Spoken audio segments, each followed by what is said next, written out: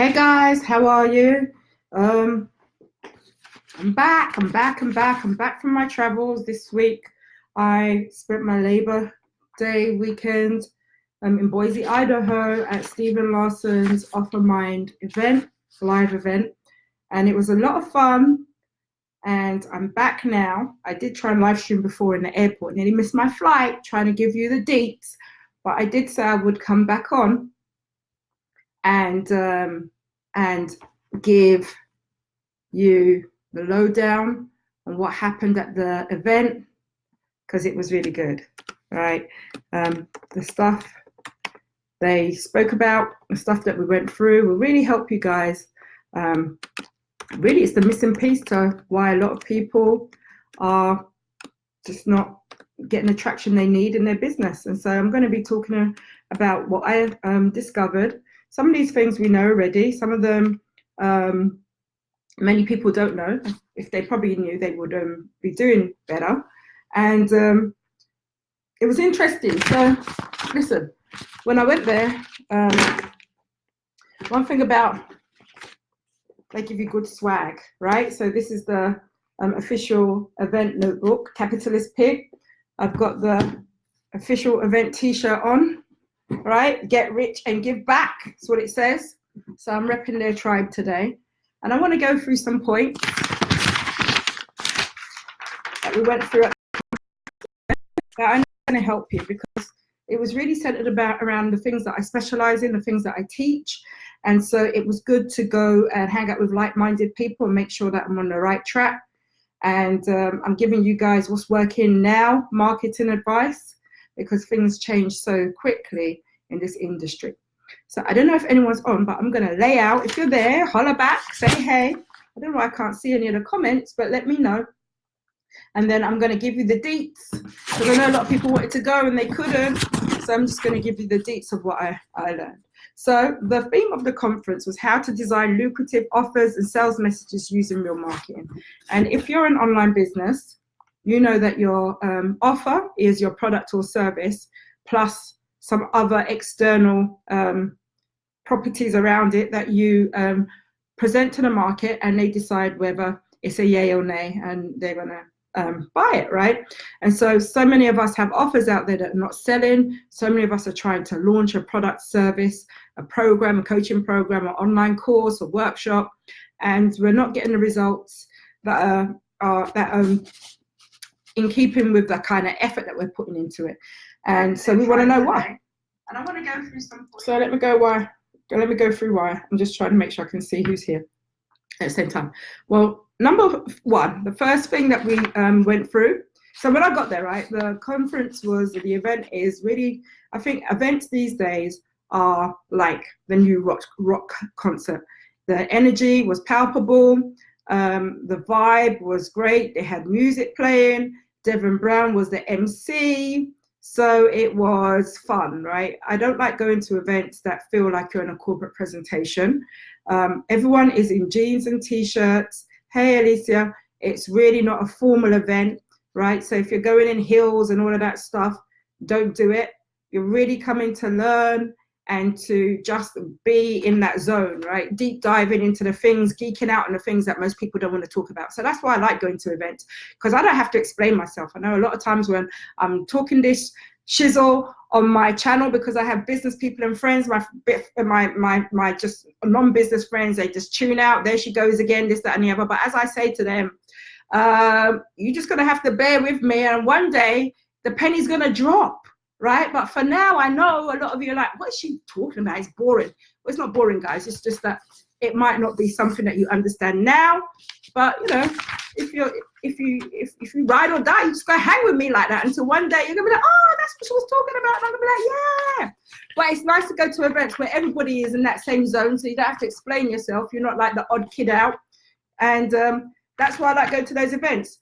Had my chucks on, t-shirt, jeans, notepad, ready to just have all that knowledge downloaded into me. So first thing that we learned, right, is that funnels demystified. What really is a funnel?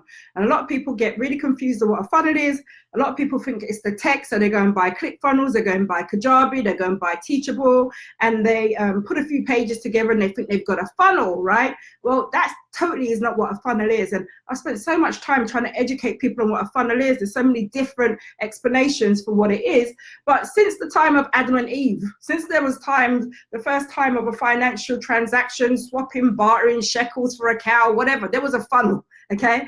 And technology has got nothing to do with it. So in a real sense, a funnel is three things, right?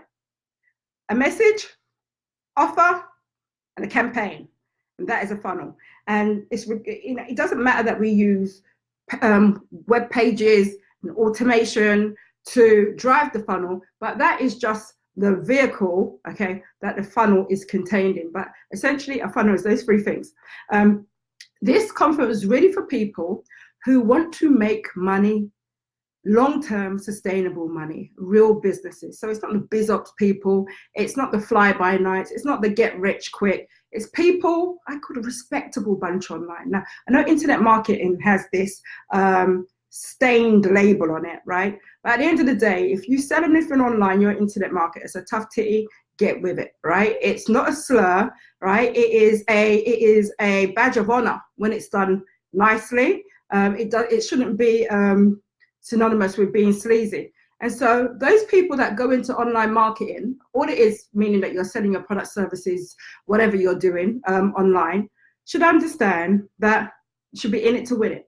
So if you're just trying to do a little side hustle, you're really going to get side hustle. A long-term sustainable business, then this was the conference to be in, because it was going to teach you to have that in a very legitimate, ethical, the fastest path to cash, okay? Sustainable long-term cash, the kind of revenue that you can actually say deuces to your boss and mean it and not having to be back. The kind of cash that will give you financial freedom, creative freedom, so you can spend more time with your loved ones, so you can travel, that you can really encapsulate your expertise, experience, and education into a product or service that really serves the market. And to me, that's not a side hustle. That's legacy work. And so I really like the theme of this conference because it wasn't just somebody who had these really limiting goals, right? A lot of people, I just want to make a little $1,000 extra, I want to make a little money just to cover my car note. It's not that. If you think like that, if you feel that, you're never going to be able to do exceedingly well online. You should have big, hairy, audacious goals and the plan and strategy to meet it. So it was these kind of people that the conference was centered around, right? Not people that just want to have a little side hustle that just covers a bill. And I know a lot of us, because we're so grateful when we come online, we just think, oh, if I could just do that, we'll be grateful. But, you know, stretch your goals, guys, because it's very possible. And many people there were doing okay, right? So therefore, they demystified what the funnel is. So that was take one. And so funnels now work now, and they've worked forever. It's just that we really need to be clear what we need. So if you don't have a message, you don't have an offer, you don't have a funnel. And a lot of you are missing, maybe you've got an offer or you've got a product, but you don't have an offer. A lot of you don't have a proper sales message, or your sales message is whack.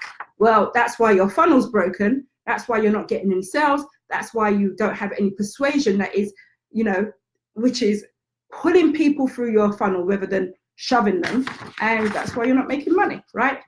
Funnel is a sales message, an offer, and a campaign. Okay, then the next thing we discussed was understanding what to sell. So many of you, when you start business, you're like, I don't know what to sell. But what you should really be asking is, who are you going to sell to? And so we did, right, define your dream customer, the remix, that's what I call it.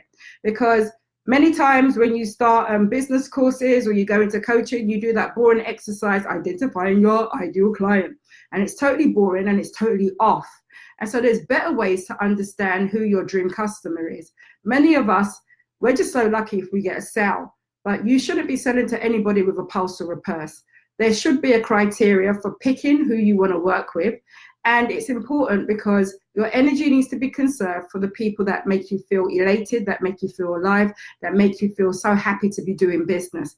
And if you're working with your nightmare customer, but they just have money to pay you, so you're sucking it up, you're going to very shortly start to hate your business. So we had a better criteria for picking, and a lot of it was based on mindset. So really and truly, I feel that you should define what is your dope customer, right? Which is your awesome customer, the kind of customer that you really want to work with, and what are deal breakers for you. Because if you are struggling, if you're struggling with your dream customer, if you're struggling with any client, if you're struggling to even sell them your products and services, it's going to be so much harder for you to get them a result, because you're going to be, you know, dragging them by their hair through your process, your course. They're going to be resistant, they're going to be reluctant, and it's going to be really hard for you to get that result. And if you keep getting bad results, it starts to ding your reputation and your confidence as a business owner, right? So you don't want to do that. So we looked at a few things. Are they coachable? You should understand what their expectations are. You should make sure you're not working with somebody who has unrealistic expectations, who doesn't understand the work that is involved to bring about their success. So if somebody says to you, well, I want 150K in X amount of time, how are you going to make that happen for me?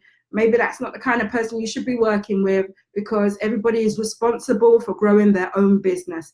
You can help people, you can facilitate them, but essentially it is down to them. Otherwise, we'd all have a magic pot in our garden that we'd just go to every time we felt like we needed an extra million in our bank account, and we wouldn't have to work.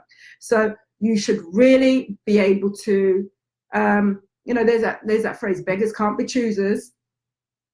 But we're not trying to be beggars anymore. And with the right kind of checklist, if it's well thought out, you will attract the people that you want to attract, because your messaging will be on point, and you will repel those people that you don't want to work with, and you can let somebody else who's just starting out or who's desperate, but you are not trying to do it.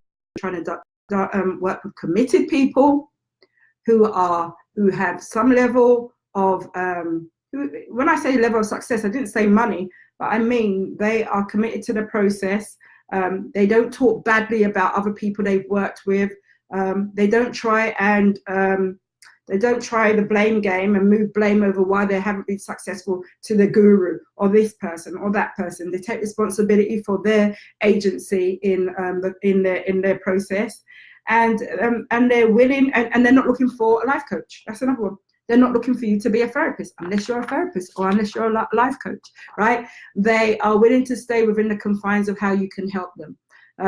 And so that's important. If you're a life coach, fair enough. If you're not, right, and people have lots of mindset problems and they're not willing to look into those things, you usually find they start blaming other things rather than, or they hold on to their limitations. And do you really want to struggle with those kind of people indefinitely? You can do it for a little while, but after having lots of people and lots of losses, it's going to start to manifest in your business. Second thing we went to do was choose a lucrative market. So that was really interesting, because not all markets are lucrative, guys. And, you know, everyone says to you, pick a niche, but what you shouldn't do is pick a niche. You should just pick a market. Market selection is key. Market selection can mitigate risk of you failing, right? And market selection will also become so much easier when you have this formula, right? So first of all, you have to understand, what is the market? The market is not a person.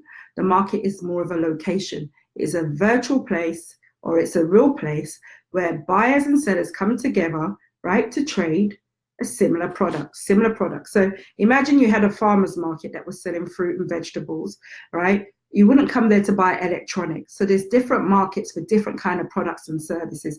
So you have to decide what market that you want to go into. You're choosing mass markets, and where there's a lot of commerce going through there, a lot of transactions where it's vibrant, and where there's a lot of buyers and sellers. So you choose a market, and we discussed the difference between a red ocean and a blue ocean market, which comes from a very famous book. I'm not going to go into it now, but the red ocean is a saturated, already done, already seen products and services market with high volume, low competitive pricing, and lots of content about that topic. So an example of that would be health and fitness. That's a very competitive market. Another one will be the food market. Another one would be the personal development market. These are all known established markets that are out there.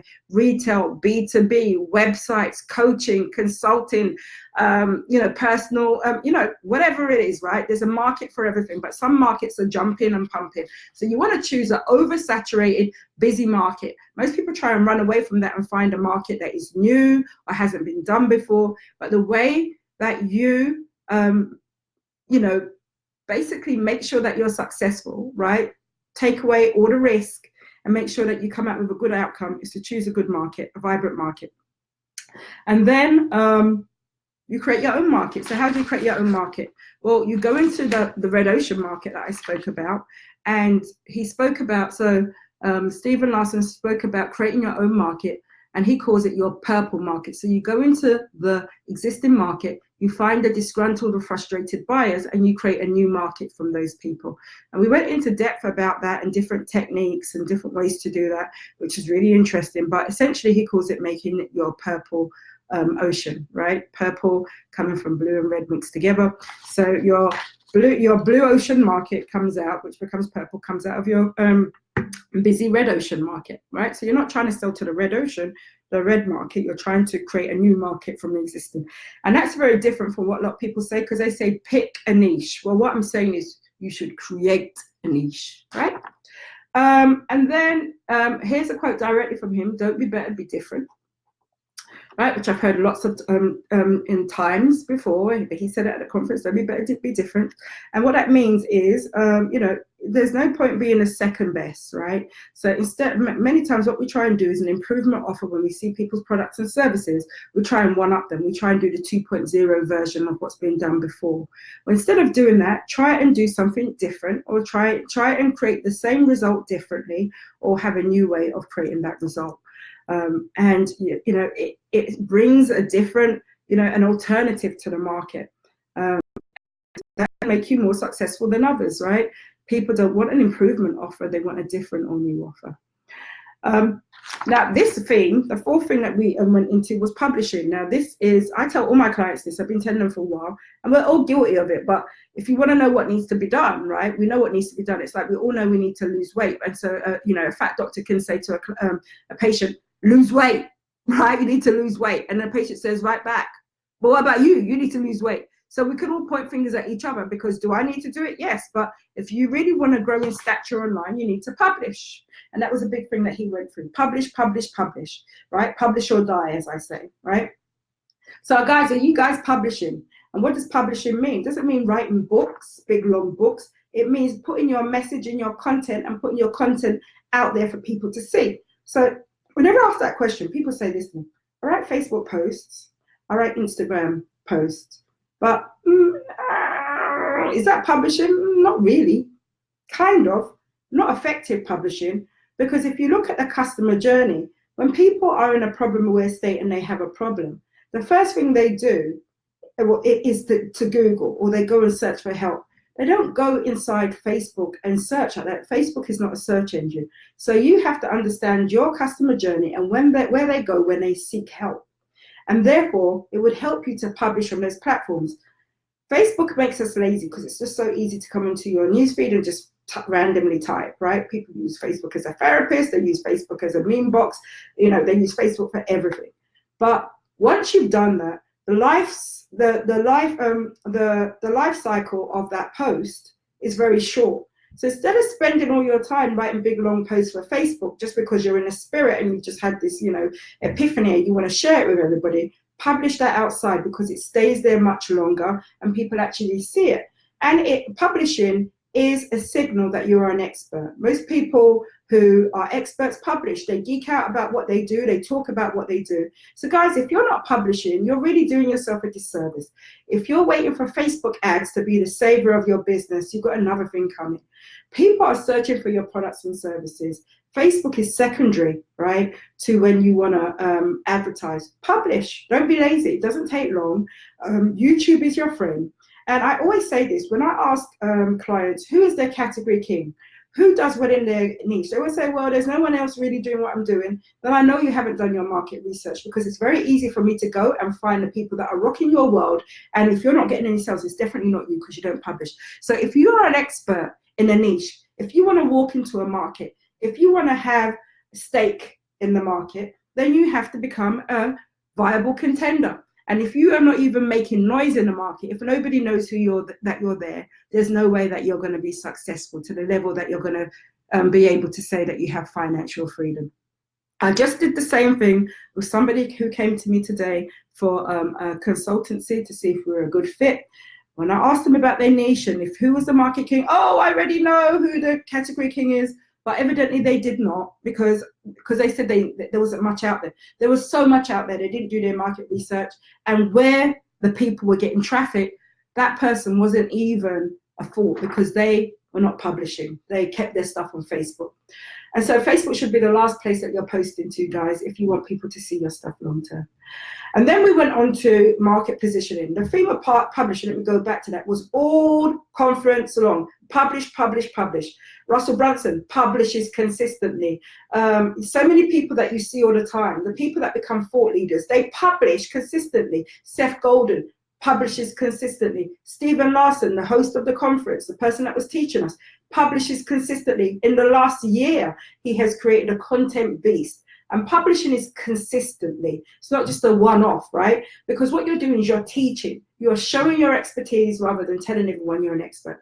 So if I keep going back to that publishing thing, that's because the whole conference was about publishing and distribution. Publishing and distribution. And when people ask me, what's the quickest way to make money? I say to them, publish, right? Where's your content? I don't have any. It's in my webinar. Publish. Nobody can see your stuff. If you publish, people will see you as an expert. You'll have a voice in the market. Did I just go on about publishing for too long? Publish or die. Publish, right?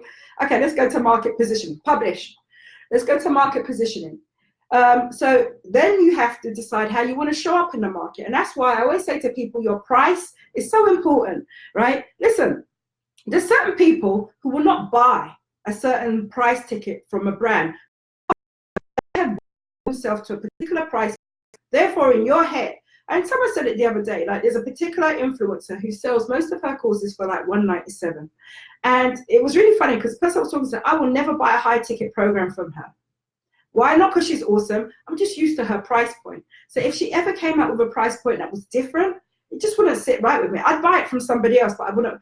Isn't that weird that we're like that as human beings? But the whole point, why this stuff that I've got here, why it works, is because this human mind is millions and millions of years old, right? And it hasn't really changed in the way it processes and the way it thinks. It's all human psychology. That's why this stuff works, right? I mean, I'm learning a lot of it from Stephen Larson, but he didn't originate it, right? It's been going on since on the seventh day he rested, okay, right? So it's just the way that we process. It's human psychology, right? It's the thing that we all have in common. And we try to categorize people internally, and pricing is a way that you can position it. So position yourself well in the market, right? Decide if your product or service is complementary or competitive in the market. So is your product or service throwing rocks against somebody, or is it complementing the existing solution in the market and helping people to make better use of it? That is very important. So because Stephen came from the ClickFunnels world, right? He used to be Russell Brunson's right-hand man, sat next to him for 2-3 years, built all his funnels, learned off of him. Mr. Miyagi, was Russell Brunson, right? And he left. Right? He's very loyal to ClickFunnels. That's the tool he uses. He's part of that tribe. He's a ride or die ClickFunnels tribe member. So therefore, even though he creates products and services that are funnel centric, he's never in competition with ClickFunnels. He's complementary to it on purpose. Anything that he does or the product services that he makes are complementary. But in another market he's in, which is in the MLM market where he's dominated, he's definitely throwing rocks and throwing shade at that market. Right? So you have to decide whether you're going to be complementary in your messaging or you're going to be competitive in your messaging. It makes a big difference. They're both very effective, but you have to decide the positioning. If you're complementary, you're an accelerant to the existing solution. And if you're competing, right, you're throwing shade and you're asking people, you're kind of doing a rebel yell and marching out with your tribe, right? You're basically making people defect to the other side, which is your side, right? I don't know, which one do you find easier? I know I'm definitely in the Kajabi market, which I'm definitely complimentary. Don't believe in biting a hand that has helped you. But in other markets, I'm definitely competitive. It just depends where you want to position yourself, right? Now, then we went on to deciding the core problem that you solve. And this is important because there's so many different problems that people can solve, but small problems get you small paychecks and big problems get you big paychecks. So when you ask somebody, what kind of problem do you have? What kind of problem does your ideal? Who just has one problem, guys? I wish, right? I have so many problems, right? Some bigger than others. So you need to decide what problem you're solving. And we went through this exercise, which we called a core problem planner, where you basically list all the different problems, brainstorm them, and categorize them in order of pain. And then it's really clear what problem you should be solving, and your product and service is easily derives from that. So it's simple to see what you should be selling, what a core, and it will really make sure that your product or service actually solves a problem. That's a big issue with a lot of people's products and services that I see. It's really, there's no problem that they're solving. There's no tangible outcome. So I always say to people, this is nice. What problem is it solving? That's why personal development can be hard. That's why anything that doesn't have a real hard stop and outcome can be really hard to sell, because you have to point out the problem that it is solving, that it's getting rid of. Otherwise, people don't really see it as a need, but it's a nice to have, and then they're not going to pull out the money for it. Then we went into sales message and storytelling. So what is the sales message and what is your storytelling strategy around your message? Well, I'm not going to go too much into it because it's a lot. But I will say this, when people tell stories, well, why do stories work? Stories make your offer seem more valuable. They raise the perceived value of your offer. If you just try and offer somebody something, your product or service that you're selling, without a story, there's no emotional attachment to the product or service or to the outcome that the product or service will get you. And so therefore, they do not, one second, do that because on Facebook, sit down, do what you're doing, then afterwards I can see. And they see your little fingers at the side, okay? So about that, guys. So what you're going to do is make sure that your stories that you're putting in there have emotion attached to it. So the thing is, right, I know everyone's going crazy about Dave Chappelle at the moment, right? But at least he's a good storyteller, right? So there's bad jokes and there's good jokes. It's all about how you tell the story, right? Don't tell the story like my little one over here, who's 5, because when she tells the story, it's long-winded, she digresses, there's and really and truly I don't get the point of the story. So what you want to do is tell stories in a compelling and emotional way. And it doesn't even matter if your story is not really controversial or if it's not a blockbuster. It's how you tell the story that makes the difference. And then I'll have a vested interest in buying what the story's around. It's all in the delivery. So we went through that, and he did his fake book story to prove that you can sell an offer. The story sells the offer. The product doesn't sell the offer. So you can sell an offer with a great story without even having created a product. And most of you are creating products and services and then going out. No, you can sell your product and service or sell the promise of your product and service with a great story. And this helps you to, test the market first to see if that's what they really want. And then the third part of a funnel is a campaign, right? So we went into talk about what campaigns are and why they're really important. A lot of us have products and services out there that don't sell because we don't have a well thought out or strategical campaign. So we just throw something out there, we get trickle traffic, a few people see it and buy it, and then we're off to something else. But a lot of us have amazing products and services. We just don't have a well thought out campaign to get enough traffic there. Again, that's why you have to publish and distribute so that you have that hype up to the date of your launch, right? So if you're launching, you must strategically plan your promotion. It's just like when movies come out. Before a movie is aired, we hear about the movie months and months before. We have all this activity running up to the actual date that the movie is released. So some of us are releasing stuff, but we didn't do the back work to get people excited, to bring a hype, to keep your event front of mind. So that's what we have to do. And how do you do it? Publishing and distribution again, guys. Remember, I keep saying it. That's how you get people excited And there's so many different ways to do it, right? There's launch it, to get your launch, to make sure your launch is lucrative. There's podcasts. So a lot of you guys, I keep saying it, right? Build your Dream 100. If you've got a product or service coming out and you set the date, before that, you should be doing like the Letterman show online. You should be doing all those, like, Good Morning America, whatever all those shows are, the equivalent for your niche online. That means going on podcasts, going on Facebook live shows, going on people's masterminds, going on YouTube, going to wherever your ideal client congregates and making sure you've got content in front of them. And it's really hard for you to do that if you haven't been building the foundation for your business and creating those relationships. The easiest way to get traffic is to go on relevant podcasts and to do it early, right? Build relationships, because buyers listen to podcasts. So I know we can do Facebook ads and all that stuff, but there's so many different ways to get good quality traffic, so that when you do launch, you're not launching to crickets. And when you do have something going out, you have a distribution network to push. So anytime a new movie is coming out, or I always see a particular actress showing up on different shows within a very short period of time, then I know, she's probably got, what's she promoting? She's probably got something coming out. Well, we should be doing the same thing online. And then we talked about the different kind of launches that you can have. And so this was a fire sale, content, webinars, virtual summits, and challenges. So these are all launch style campaigns that you can have out, right?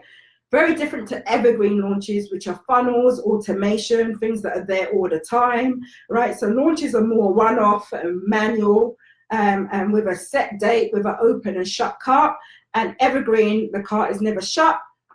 It's a lot of automation. It is pushing traffic through that.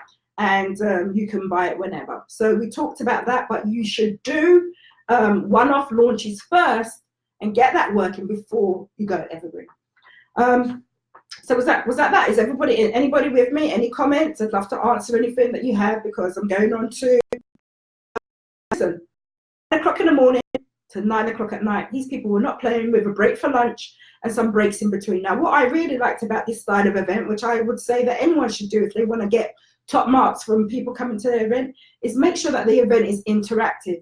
As well as teaching people, we were told to stop and actually apply what we had been taught to our individual business models. And so we'd actually have to write down our answers and talk to the person next to us and get that stuff figured out. So you didn't leave the event with just lots of notes in a notepad. You actually had concrete solutions for the direction you were going to go in your business. Then we had Dana Derricks come on and talk to us about the concept of your Dream 100, which is what everyone should be looking to do right now to build relationships and collaborations that can facilitate your business. So your Dream 100 are the traffic owners, people who are in front of the people that you want to sell to. People who are tribe leaders, have associations, who have an audience that is similar to the audience that you want to sell to. And make relationships with them. Buy your way in, right? Podcast owners, Facebook Live owners, Facebook group owners. All these people have traffic. And the traffic is important to you, right? These are the people that you want to sell to. So it only makes sense for you to build relationships with those people so that when you have stuff coming out, you can create business deals with them. JVs, that's joint ventures, right? Affiliates, people to mail for you and to promote your promotions in a mutually beneficial way. So your Dream 100 is really important. Then a Dream 100 plus lots of offers plus a product ladder will make you very rich. Because if you want to increase the amount of money you make in your business, you either do it by raising your price, creating more offers, or selling to more people at once. And so create offers often. That's going to really help you. And then what Dana Derricks spoke about was selling the thing that sells the thing. And what did he mean by that? He meant about having a product ladder and selling your front end offer, but with the means to sell them a more expensive offer on the back end. So sometimes the front end offer is seen as get your foot in the door offer to prove your capabilities. A lot of people feel nervous just giving you so much money to do something. They want to test you out. So make sure that you build that into your product ladder, right? Build a cheaper, I didn't say it has to be low ticket, But build, he talked about someone who had an audit, right? Have an audit or something like that for a certain amount of money. And then once you've done the audit reveals all the different areas about them, because and you know their business because you've gone through the audit, and your conversions will go up. But what happens is that most people will compete with you for what they see on the front end, right? But if you want to kill your competition, right, you let the competitor compete with you on your front end offer, but you kill them by having a back end offer, right, where you're making the most of your money. So it seems like, oh, you're only selling a certain amount for this amount. You see that all the time. Oh, her offer was really cheap. No, I have a back end offer, and that's what I'm saying. And I do that often. I sell high ticket on the back end. I might get people in on a less, don't want to say expensive, but where the price is less, right? To give them a quick win, or to build trust, or to pinpoint where we really need to work, and then the bulk of the work is done on the back end, right? And that's how the 1% stays successful, making sure that they have a lucrative back end offer. And then we had somebody called Bradley Gibb come on, who taught us about business and money, that you and your business are separate and we should create that space. The difference between an entrepreneur and an employee, and a tax code was made to favor entrepreneurs, but 97% of the population are employees, and it doesn't favor them. And then if you've made money by yourself as an entrepreneur, you are probably smarter than most of the people who are employees on Wall Street. So you should really give yourself a pat on the back if you're an entrepreneur, because if you're able to make money outside your W-2, you are doing more than 97% of people are in this country. So give yourself a pat on the back. But surprisingly, only a very small percentage of that 3% go on to make more than $100,000 in their business, which is quite sad. Most people are making around $40,000, and an even much smaller percent will ever make 7 figures. So if you're online and you're using these strategies, you really are ahead of the game, because you're going to have a hell of a chance. So that was really exciting. And there's 3 places that you test, and one in yourself, which is your mind, your mindset, right? Especially when you're in business, it starts to reveal a lot. When you're an entrepreneur, it reveals so many things that you could hide and ignore when you're an employee, because really and truly you're on your own, right? So all your vices and problems and deficiencies and hang-ups blow up in your face, and you're forced to deal with them. Why? Because it stops you from being successful.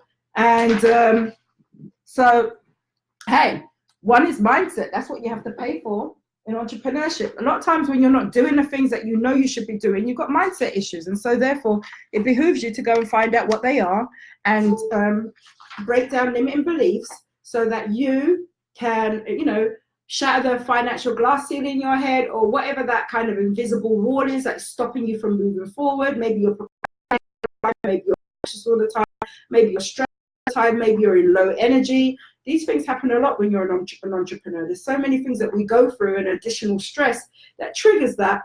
If you can invest in your mindset and getting your mind strong, you're going to be able to stay the course of the journey.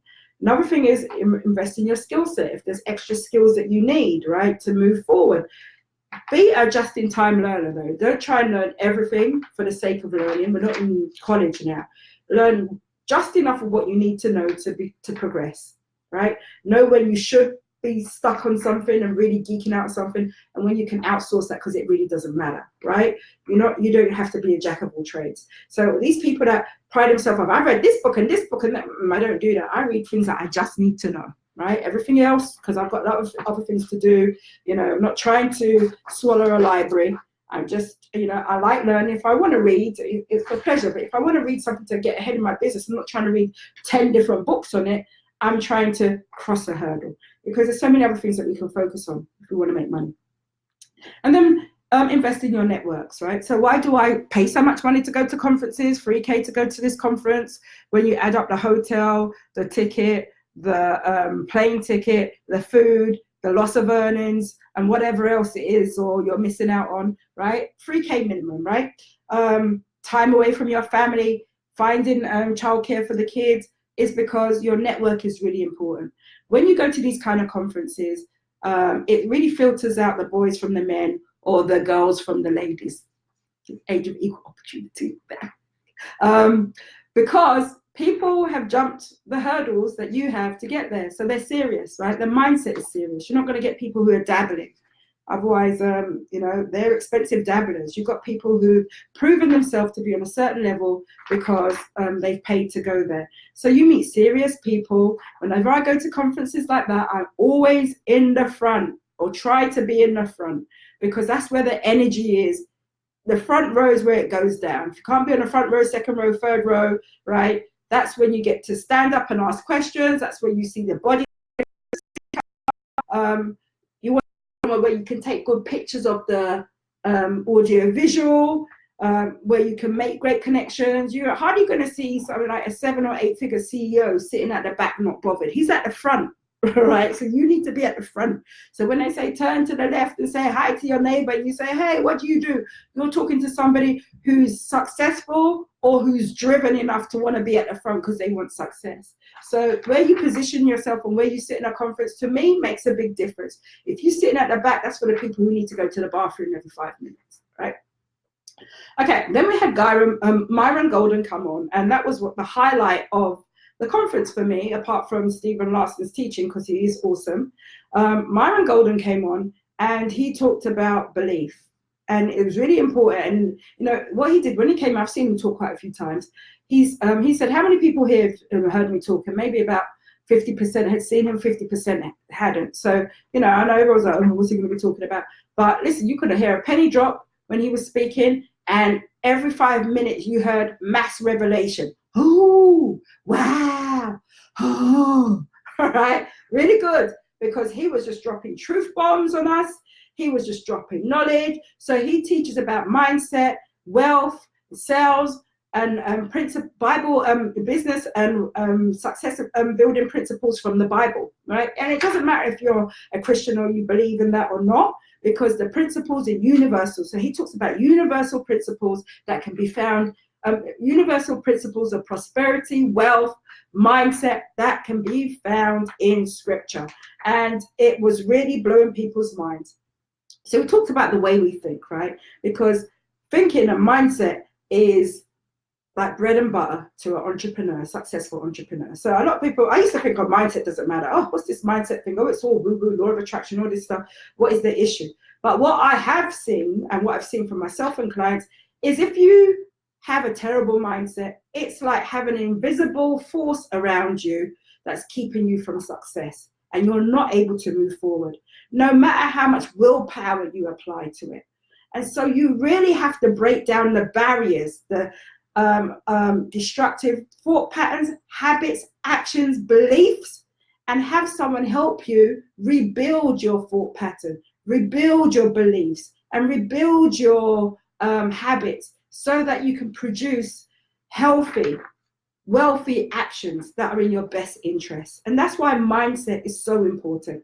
A lot of people try and figure it out by themselves, and they just suffer for no reason. So what did he talk about? We must learn how to think so we can control the outcome, right? Because when you think about why people do stuff, because I wanted to, because I liked it, right? People don't go to the gym because they don't feel like it. People don't work on their business because they don't feel like it. How many times do I have to do something in my business and I'm like, I don't feel like doing this, so I'm not going to do it. And that's terrible, because if you only do business when you feel like it, if you only attend to your responsibilities when you feel like it, your life will be a shoddy, hot mess. I can testify to that. So therefore, you need to do what needs to be done regardless of your feelings. Or, as he said, you need to program your feelings so you feel like it, right? Really simple, logical when you think about it. How do you do that? I'm not going to go into it, right? But so he asked, how do we get yourself to feel like doing the things that are in your best interest? And he talked about that. Well, we have to become a high source of energy, because a low source of energy can never produce high energy results, right? And your belief is integral in this process, because your belief, according to Myron Golden, your belief is a traveling salesman, and I can attest to that. I feel so, because your belief becomes what you act out, right? As a man thinketh he is, it becomes an emotion that empowers or dispowers you. And so instead of Believe in things that are going to disempower you. Believe things that are going to empower you. Because if it's a fear, it means that it hasn't really happened yet. And so you are thinking of something that's going to happen in the future. So if you can think something bad's going to happen in the future, think something good is going to happen in the future, because that good emotion will energize you to do what needs to be done in your life, right? Entrepreneurs don't get results because we waste time revving our emotions, right? So he gave this great analogy of having a beautiful Bentley in the garage. You put it on parking, you put your foot pedal to the metal, and what's going to happen? The engine's going to burn out eventually, or you're going to run out of gas. And as we worry and procrastinate and pontificate and do all those things in our business that are unproductive, we are doing that same thing to our spirit and our energy and our soul. We are revving ourselves and worrying and hurting our spirits until we run out of gas or we burn out. And so therefore the things that we fear become a reality, because we don't have enough energy to do the things that need to be done to stop those fears becoming true, right? You spend all that energy worrying. You don't spend the energy, right, building the sales page, looking for traffic, presenting your webinar, making your webinar slides, networking, because you're lying there worrying about something that hasn't happened. And then what happens? You do have a flop. Your business doesn't make any money. You don't have any clients because you made it happen. So therefore, we need to fix it. So that was a big woo. And I was like, you know what? Myron Golden, worth his name in gold. Wait, okay. Gold by name, golden by nature. Okay. All right. Then Russell Brunson came on. So this was over 2 days. So this is on the second day that Russell Brunson came on. I was like, oh yeah, here comes the OG of funnels. Let's have it. Let's have it. Whoop, whoop. And hold on. Sure, no problem. I'm coming to do that. I've got a message. Okay. So okay. What was that? Russell Brunson came on and he talked about traffic, which was really interesting. So he's got a new book coming out called Traffic Secrets, which is the third in his trilogy. And it's all going to be about, not how to run Facebook ads. It's the principle of acquiring traffic. And what he warned is that, the social media snaps and slaps are coming on, right? Facebook is not always going to be able to provide us with the traffic we need, whether there's regulations coming down the line or the ad policies are going to become too prohibitive. We really need to find different ways of bringing traffic into our business. And I think social media has made us very lazy, right? Because before social media, people were selling. So we just think that we can switch on social media and then we just got to have, a flood of traffic coming to us. And that's why he gave us some really good traffic strategies to build our list so that when they do pull the plug on us, we're good, we're golden, right? And so, first of all, you must look to dominate one platform. Understand the history and goal of the platform that you are publishing on. Different social media platforms have different paradigms and are suited for some content rather than the other. So understand, if you're on Instagram, what kind of content should be going on there. If you're on YouTube, what the purpose of the platform is, what the paradigm is, and how you should be using that. If you're blogging, how you should be doing that. If you're on podcasts, understand what the history and the the analogy that it's comparable to. Blogging is like the old newspaper. Podcasts are like the old radio. YouTube is like TV. Instagram is like a reality TV show, right? So understand where your people like to consume data and then dominate that platform. Then build a Dream 100. So unfortunately, he said, Facebook, delete all your friends and put business, Dream 100 people you're interested in, you want to follow, because that's how you can have your heartbeat, your ear to the heartbeat of your industry. You can understand what's happening. So previously, social media used to be for fun. And kind of sometimes I'm torn between that, because I still like to see people having fun and, just talking about everyday things. But then you have to know what's going on in your industry. So he was like, for him, social media is not for fun. If he wants to have fun, he go and hang out with his kids and his family. Social media, his network, Dream 100. Delete everyone and follow your Dream 100, right? Because your news feed is going to be filled with what's happening now, information, news, and whatever. Yeah, sure. Sometimes you don't have a timeout from that. Sometimes your brain needs to relax and turn off Facebook. And then model what your Dream 100 is doing. So don't copy, but model what the trends are. There's lots of trends that are coming up. You see it a lot. He said this as well, but I used to see it a lot. A lot of people screenshotting something that happened on Twitter and then discussing it on a different platform. Creates a lot of engagement. Seems to be quite popular. Maybe that's something that could push your business along. Try it and see. And then develop a strategy to work your way and build relationships with the Dream 100 that you are that you want to connect to. And so I remember what I told you what the Dream 100 is. It's the traffic owners, it's people, influencers who are in front of the people that you want to sell to, who are tribe leaders, who are group owners, who are authorities, people actually binge watch their content, the people that you want to sell to. So you're basically ethically siphoning their traffic onto your list in a strategic way. So your Dream 100 is relationship marketing. And then, so you can buy your way in, time or money. So I gave an example, right? You can buy space on a podcast, advertising space. If there's a certain podcast you like, sponsor it. Sponsor an ad on there. A lot of people who listen to podcasts have a higher propensity to buy. And then develop a publishing and distribution plan. So remember, I keep talking about publishing, publish, right? Because when you publish, now you can distribute to all those Dream 100 components that you have compiled. And then stay connected, right? Nobody likes a stranger. Just because you've compiled a Dream 100, if they're on your Trello board, you actually have to reach out and, pop in once again. Be helpful, be valuable. Don't talk about yourself. Talk about what you can do for them and how you can help them. Don't go there just being one boring, obnoxious, overbearing person that just always talks about themselves.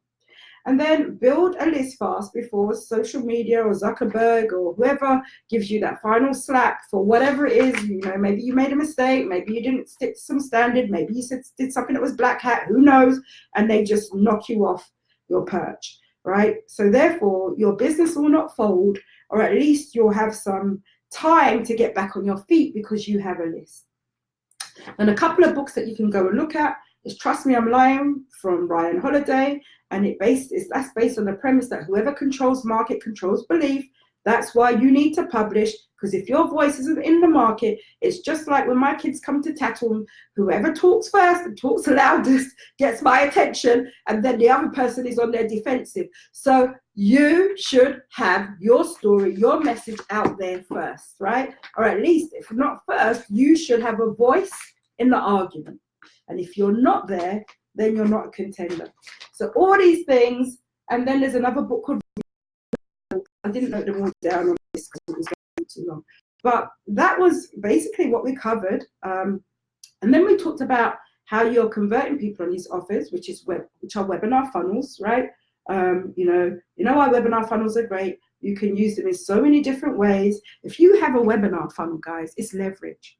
It's leverage. That is like your Black American Express card in the back of your jean pants. Because if you have a product or service to sell, you can take it anywhere and say, listen, want 20% of sales? Run my webinar, right? When you have the Dream 100, instead of just trying to get in front of their traffic, if they've got traffic, you can say, want to broker a deal? I have a webinar. The offer is $997. Want 30%? Would you run it to your list, right? So you're not this begging neighbor who's always asking for a bowl of sugar. You're actually coming bearing gifts in the form of revenue, right? So that's why a webinar funnel is really important to have, more important than having like, for a certain price point, just a sales page and all that kind of stuff, because it allows you to take your offer, pack up your offer, take it off in a suitcase and plonk it down on somebody else's porch and say, hey, want to flog this for me? Want to sell this for me? Let's split the proceeds, right? And so it makes you so much richer. Gave an example of a JV manager who's responsible for finding those relationships and brokering deals, right? But you can only do that if you've got something to offer, webinar funnel. And the person had a $50 product. She helped him to revise his offer and change it to $500, found him Dream 100 and JV associate deals, and person made multiple millions from a $500 offer. Dream 100, publishing and distribution, and JV and affiliates, right? So much more effective than just burning out your whole bank account on Facebook ads, which are effective, but there's pros and cons with that because, you know, it takes time to tweak, to find that sweet spot thousands of dollars later, right? So there's other ways to have, I call it, you know, another bagger hit, right? Introduced traffic is a lot more susceptible to buy what you have to offer. And if you're in groups where there's different business owners that have different lists, it behooves you to make friends with those people because they can come on your Dream 100. Okay, so that's what the takeaway was. Any pros, let me give you the pros and cons. Great event, great people, nice vibe. I would like to see, you know, there was kind of a nice mixture of, there's always more men than women. It was different skill sets, so you didn't feel like you were in a really advanced conference. There were people there who just started out and trying to figure this stuff out. There were people that were advanced, so it was fine. I had a VIP ticket. Whenever I go to conferences, I always try and do VIP because that's where their energy is. I feel that they could have given VIP some more attention. So we felt that there was a benefit to VIP. You know, red rope, red carpet, extra food would have been nice, but hey, I'm not complaining, just saying next time, let's like ham up the VIP a little bit more. But apart from that, the marketing teaching was on point. It was relevant. It was cutting edge. It was well thought out. It was well presented, and it was helpful. You can apply it to your business and see real results. The people that they had speaking really touched on pain points that we wanted to have the solution to. So there was lots of revelation there. And I'll definitely be going back next year because I know in my business where I help people design their sales message, structure their sales message so that they can attract more people, design lucrative offers so that people see the value in whatever they're selling so they're not struggling over a price point. Help them build their webinar funnel or whatever conversion mechanism, right? All those things that go into their funnel, advise them on the tech. I know that once you've got a message, a really great message, right? And once you queen of messaging, right? As you see, I got gift of the gab, so a message is never my problem because a message should be able to communicate how you converse. So I have a lot of people that come to me really stuck on their messaging, but when I ask them what they're doing, we're vibing, it's flowing. But as soon as they start trying to write anything that's marketing material, they get all prissy and corporate. And I'm like, that's not how it works. Great message, great offer, and visibility will create you lots of money in your business. And then you can do just this. You can get rich so you can give back. And that's what it's all about. So guys, I hope this recap was helpful to you. I know it's long. I know lots of people wanted to go to offermind, they couldn't. Well, I just told you what we learned, what we went through. The quality of the conference was good. The event was good. It was long though, so don't go there if you think you're just going to be networking all the time because you really got to go there and learn. Some places you go are just, you know, give you fluff for a way for you to come in, because he did sell an offer at the end and our offer was $25,000 and a lot of people rushed it. So it just shows that when you give the right amount of value, once you publish, people trust you, people know that you're the real deal, people see you as an authority. Price is not an issue, right? When value exceeds price, price becomes irrelevant, guys. I told you, 25K his offer was, and he wasn't short of people at the desk signing up. And people were grateful to give him that money, excited to give him that money, right? So you people that say that you can't sell more than $200 on an offer, I'm just saying, I beg to differ. I just feel that you need to get your mindset right. Unless you're in a country where a loaf of bread is like 5 cents, then it really doesn't matter, right? But if you live in the Western world where a pint of milk or a gallon of milk is about $5 and a loaf of bread is about $4, right? And childcare is about $300 a week, you have no business. Unless my math is off or an egg that is keeping you at putting all your length and strength and all your expertise, all your knowledge, blood, sweat, and tears into giving transformational programs and services, products that really bring results for your market, to the market, and selling it for a pittance, right? If that's the case, then maybe it's mindset that has to be worked on. Because like I said, 25K offer, whoop, went like hotcakes. Okay? Really good to talk to you.